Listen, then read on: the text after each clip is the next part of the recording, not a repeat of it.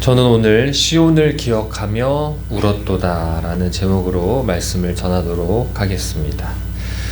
오늘 우리가 방금 읽은 이 말씀의 배경은 이 시편 말씀 중에서 가장 그 역사적 사건과 분명하게 연관이 되어 있는 시편이 되겠습니다.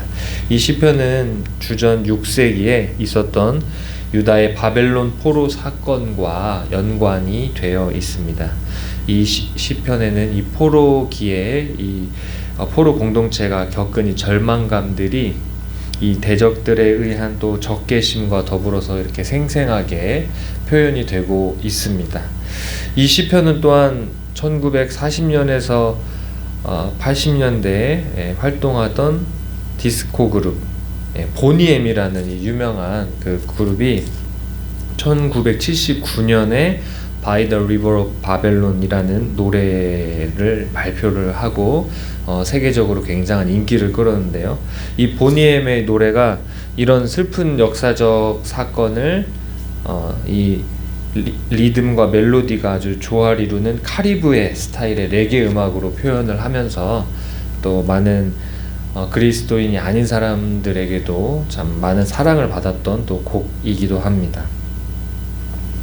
그래서 이 곡을 통해서 많은 청중들에게 희망과 위안을 전달해 주기도 하고 또 이 가사 내용은 굉장히 슬프고 또 그리움이 있는데 이것을 굉장히 명쾌한 이런 멜로디와 리듬으로 풀어냄으로써 참 많은 이들을 음악적으로 참 즐겁게 해줬던 또 이런 곡이기도 합니다. 이 가사는 그 By the River of Babylon, 바벨론 강가에서라는 이 보니엠의 노래의 가사는 정말 딱 성경 그 내용 그대로 시편 말씀 그대로를 이렇게 부르는 것을 볼 수가 있습니다. 당시에 이제 유물론적 이 무신론을 신봉하던 이 소비에트 연방이 있을 때인데요. 이 1917년에 폴란드의 소포트 음악 페스티벌이라고 이 전체적인 이 소련 연방에서 그런 음악으로 교류를 하던 그런 페스티벌이 있었는데 이때 보니엠이 초청을 받아서 이 노래를 부르는데 이때 바로 불렀던 노래 중에 하나가 바로 이 시편 찬양, 이 시편 137편에 이 내용을 가지고 이렇게 무대에서 막 춤을 추면서 노래를 불렀던 겁니다. 근데 참 우연의 일치일까요? 이 보니엠이 바벨론 강가에서라는 이 곡을 이 소련 소비에트 연방 진영에 가서 선포하고 난 뒤 12년 있다가 하나님은 없다라고 외치던 그 공산주의 모든 소비에트 연방이 이제 해체되는 그런 역사적 사건이 있기도 했습니다.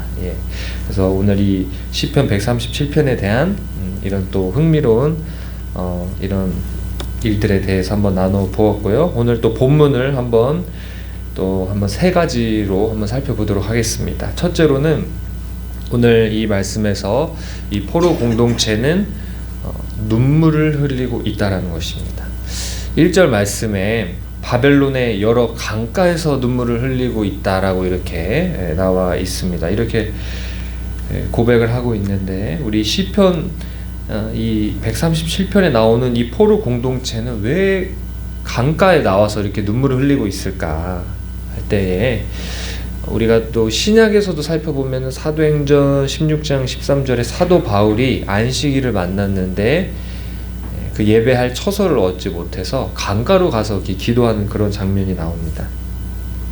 그러니까 이 포로 공동체는 이제 성전이 파괴되고 이제 하나님께 예배할 처소가 다 사라져 버렸기 때문에 유대인들은 그럴 때는 어디 가서 기도하냐? 강가에 가서 그렇게 기도를 했다는 것입니다. 이 포로로 잡혀온 생활이 아무리 그 바벨론의 유프라테스, 티그리스 강 줄기로부터 나오는 그 강들이 아무리 아름답고 경치가 좋다고 해도 그곳에 앉아서 이 망해버린 나라와 또 무너져버린 성전과 그 고향을 생각할 때 얼마나 그 풍경이 눈에 들어오겠습니까? 그저 눈물만 흘릴 뿐이었습니다. 2절 말씀에 보면은 수금을 버드나무에 걸었다 이런 또 표현이 나옵니다. 이 수금이라는 것은 기쁨의 악기를 상징합니다. 전쟁에서 승리한 이후에 그 승리의 노래를 부를 때 연주하던 악기가 바로 수금인데, 이 전쟁에 패하고 이제 모든 그런 음악과 모든 즐거움과 기쁨이 사라지게 된 것입니다. 3절에 보면 우리를 사로잡은 자가 거기서 우리에게 노래를 청할까 하여 아예 수금을 버드나무에 그냥 걸어서 버려두었다, 이렇게 표현을 하고 있습니다. 예루살렘이 파괴된 후에 이 바벨론 사람들이 이런 식으로 포로들을 이제 조롱을 했던 겁니다. 네가 고향에서 불렀던 그 노래를 한번 불러보아라, 이런 식으로 조롱을 하는 거에 있어서 참 이렇게 수치감을 느끼며 그것을 하지 않겠다라는 마음으로 또 수금을 걸어 놓았던 겁니다. 둘째로 이 포로 공동체는 오늘 말씀에 보면 결단을 하고 있습니다. 5절 말씀에 예루살렘아 내가 너를 잊을진대 내 오른손이 그의 재주를 잊을지로다.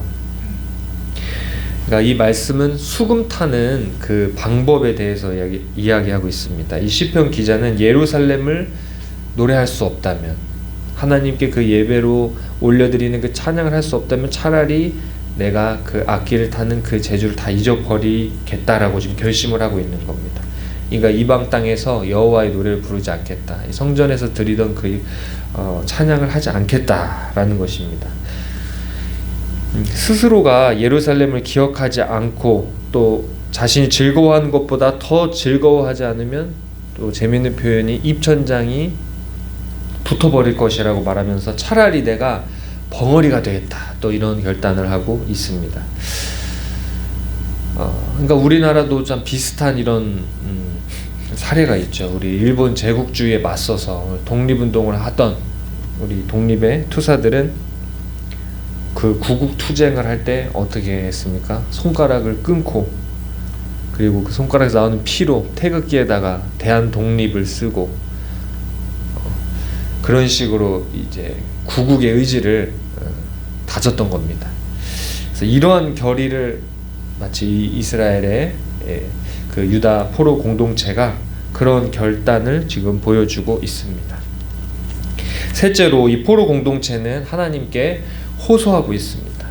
예루살렘 멸망에는 바벨론이 주된 역할을 했지만 그 옆에서 아주 이 유다 남유다를 조롱하고 또 옆에서 또 놀리고 더욱더 또 고통을 주었던 아주 가까운 민족이 있었습니다. 그것은 바로 이 소선지서 오바댜서에 보면 에돔 자손이 이 바벨론이 예루살렘을 침공할 때 같이 와서 옆에서 같이 약탈하고 또 바벨론이 침공하도록 도와주고 또 그 유다에서 도망 나오는 유다 백성을 잡아다가 바벨론에다가 넘겨주고, 이런 일을 했던 것입니다. 8절 말씀에 멸망할 딸 바벨로나라고 하면서 인과응보를 하나님 앞에 구하고 있습니다. 이 바벨론 군대는 남유다를 침공할 때에 얼마나 잔악하게 그렇게 대했냐. 어린아이를 바위에 막 맺혀서 죽이기도 하는 이런 일들이 있었는데 이것을 하나님께서 그대로 갚아주시기를 지금 시편 기자는 이것을 또 노래하고 있는 것입니다. 우리가 오늘 이 시편 137편의 또 내용을 세 가지로 한번 살펴보았는데 이 말씀에 대한 어떤 또 교훈이 있을지 두 가지로 한번 나눠보도록 하겠습니다. 먼저 이 본 시편의 말씀을 통해서 우리는 우리 안에 우리의 모습에 비참함을 볼 수 있어야 됩니다. 하나님께서 바벨론을 통해 남유다를 멸망시키고 또 예루살렘을 성전을 파괴하신 것은 그 무엇도 아니라 다름 아닌 이 유다 백성의 죄악 때문에 이렇게 하셨던 것입니다. 이 유다 백성의 죄악이 무엇이었습니까? 하나님보다 우상을 숭배하고 또 하나님의 율법을 무시하고 하나님이 보내시는 그 하나님의 말씀에 경고의 말씀을 하는 선지자들을 무시했던 것입니다. 결국 그 끝에는 모든 것이 파괴되고 종으로 사로잡혀가는 이제 굴욕만이 남았던 것입니다. 우리 모든 인류 역사도 어떻습니까? 이 아담이 하나님 앞에 범죄함으로 에덴에서 쫓겨남으로써 인류는 참회와 속죄의 눈물로 이 역사를 써내려간 것입니다. 우리 개개인의 삶도 마찬가지입니다. 우리가 하나님의 복음을 듣고 깨닫고 은혜와 감격 가운데 살다가 어느새 하나님과 또 멀어지고 마치 바벨론 포로가 된 것처럼 이 바벨론 같은 이 세상 속에서 그저 이 이름만 그리스도인, 무늬만 그리스도인으로서 또 살고 있진 않는지 우리가 우리 자신을 돌아봐야 된다는 것입니다. 우리는 과거 이야기를 하길 좋아합니다. 예전에 한국교회가 부흥하고 교회에서 뭘 하든지 사람들이 많고 십자가만 세워도 사람들이 많이 모이던 그때를 추억하면서 그때가 좋았지 하고 우리가 그쳐서는 안 되는 것입니다. 우리는 이 바벨론 강가에서 눈물을 흘리는 이 포로 공동체처럼 우리도 눈물을 흘려야 됩니다. 과거의 부흥과 과거의 은혜가 어디 갔는지 우리는 눈물을 흘려야 된다는 것입니다. 둘째로는 우리가 사모해야 될 것을 사모해야 된다는 것입니다. 6절 말씀에 시편 기자는 하나님께 드리는 예배와 하나님의 임재가 있던 이 예루살렘, 이 거룩한 성지, 그곳을 그리워하고 있습니다. 오늘도 우리는 저 이스라엘 지금 팔레스타인 전쟁이 나서 쑥대밭이 되었다고 지금 우리 기독교의 성지가 황폐화돼서 어떡하냐고 이렇게 우리가 걱정할 것이 아니라 우리에게 더 이상 이 성지라는 이제 개념은 없는 겁니다. 언제부터 없어졌을까요? 예수님의 십자가와 부활 이후에 어떤 물리적인 그런 공간적인 의미는 다 사라지게 된 것입니다. 우리가 가장 즐거워할 것보다 우리가 더 즐거워해야 될 것이 무엇이겠습니까? 그것은 바로 예수 그리스도인 것입니다. 마치 나의 죄로 인해 하나님을 멀리 떠나서 마귀의 종노릇하면서 눈물을 흘리며 살아야 하는 이 인생들을 우리 예수님께서 이 땅에 오셔서 우리의 죄를 위해 십자가에 달려 돌아가셨습니다. 인류 최악의 문제이자 인생사 절대 해결할 수 없는 이 죄의 문제라는 것을 우리 모든 죄를 우리 예수님께서 단번히 씻어 주셨습니다. 이로써 우리 모든 죄를 씻어 주시고 우리의 눈물을 씻어 주시고 우리가 잃어버렸던 노래를 회복시켜 주시고 우리가 잃어버렸던 예배를 회복시켜 주시고 무엇보다 우리 하나님과의 그 관계를 회복시켜 주시고 하나님과 화해를 이룰 수 있도록 하신 것입니다. 또 이것이 무엇을 의미하겠습니까? 모든 마귀의 일을 멸하셨던 것입니다. 이미 이 바벨론과 같은 마귀는 패배했던 것입니다. 예수님의 십자가와 부활 이후에 이 마귀의 모든 일은 이미 다 패배하고 이미 마귀의 세력은 다 멸하여졌는데 예수님의 승리는 그러니까 우리 2000년 전에 이미 왔고 또 앞으로 예수님이 다시 오시면 완전하게 이 승리는 이루어질 것입니다. 이 시편 137편의 에돔과 바벨론을 향한 이 탄원이 성취 이제 되었던 것입니다. 우리의 원수를 멸하신 그 예수님만을 우리가 다른 그 무엇을 사모하는 것보다 우리가 더 사모하고 더 우리가 사랑해야 되는 것입니다. 이 시온이 아니면 안 된다 라는 이 시편 기자의 결단처럼 우리는 우리의 남은 인생이 정말 예수님께 내가 나의 모든 남은 인생을 주님께 드리겠습니다 라고 우리가 거룩한 결단을 해야 되는 것입니다. 이 말씀을 받는 성도로서 마지막으로 한 가지 적용을 제시하면서 말씀을 맺도록 하겠습니다. 우리가 시온을 기억하며 울자는 것입니다.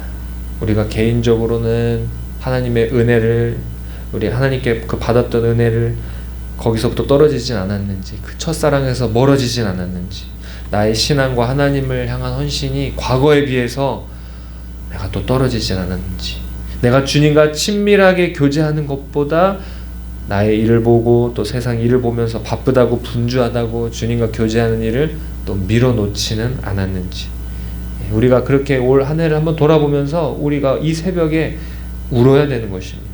우리가 공동체적으로는 어떻겠습니까? 우리가 우리 교회에 다시 한번 하나님 주시는 그 부흥이 임하기를 위하여서 우리가 울어야 됩니다. 우리의 경제력이 예전 같지가 않고 건강이 예전 같지 않을지라도 시온의 영광이 다시 이 교회 공동체 위에 임하기 위해서 또 우리 다음 세대가 또 이 자리를 채우고 이 교회를 또 세워 나가야 되지 않겠습니까? 그래서 이 세대를 통하여서 또 이 시온의 영광이 다시금 임하는 이 우리 교회 공동체가 될 수 있도록 기도해야 되는 것입니다. 우리가 2024년 마무리를 하면서 또 우리가 혹시나 나의 죄와 연약함과 허물 때문에 또 우리가 어려움을 당하거나 또 하나님 앞에 또 징계의 어떤 시간이 있었을지라도 우리가 그 앞에서 정말 참의 눈물을 흘리고 또 우리가 잃어버린 영적 유산들을 향해서 또 우리가 안타까움의 눈물을 흘리면서 우리가 또 어떻게 해야 되겠습니까? 2025년을 향해서는 또 하나님께서 새롭게 행하실, 또 하나님께서 회복시키실, 또 하나님께서 또 부흥케 하실 것을 우리가 기대하면서 우리가 소망의 눈물에 씨앗을 심으며 기도해야 될 줄로 믿습니다. 예, 이런 저와 여러분 되시기를 바랍니다. 기도하겠습니다. 하나님 아버지 감사합니다. 하나님께 과분한 은혜를 받았음에도 우리의 죄와 허물로 인해 하나님과 멀어지고 세상에서 방황할지라도 예수님 십자가 앞에 나와 회복과 치유를 경험하며 시온의 영광을 회복하는 모두가 되게 하여 주시옵소서. 이 새벽에 눈물 뿌려 부르짖어 기도하는 모든 제목마다 차고 넘치는 응답을 허락하여 주시옵소서. 예수님의 이름으로 기도합니다.